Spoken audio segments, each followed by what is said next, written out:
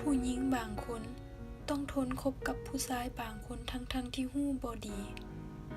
ถึงจะหาคนที่ดีและเพียบพร้อมบ่ได้แต่ก็บ่หมายความว่าจะเลือกบ่ได้ผู้หญิงฉลาดต้องฮู้จักเลือกสิ่งที่ดีๆให้กับชีวิตความรักก็เช่นกันอันใดบ่ดีก็ตัดทิ่ม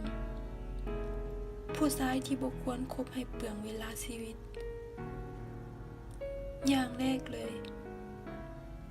คนที่บ่วางแผนอนาคตถ้าเขาเป็นคนที่คบไปวันๆแต่ละมื้อแต่ละวันบ่มีการวางแผนอนาคตบ่ว่าจะเป็นเรื่องเวียกงานและเรื่องอื่นๆจะเชื่อว่าเขาเป็นหัวหน้าครอบครัวได้แนวใดผู้ชายแบบนี้อย่าเสียเวลาคบต่อเลยคบเพื่อหวังผลประโยชน์ผู้ชายที่คบเพื่อหวังผลประโยชน์เรื่องเงินเรื่องเวียกงานหรือธุรกิจคือคนที่เห็นแก่ตัวที่ระบายอารมณ์เครียด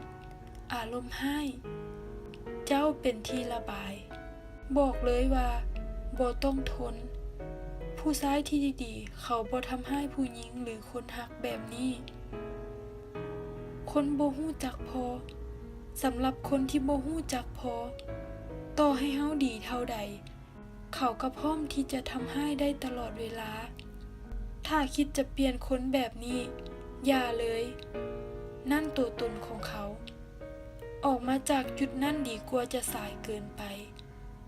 สำหรับผู้ชายบางประเภทเวลาบ่ได้เฮ็ดให้หยังดีขึ้นเลยอย่าไปคาดหวังว่ามื้อนึงเขาจะเปลี่ยนเพื่อเฮาเชื่อเลยว่าถอยออกมาดีกว่า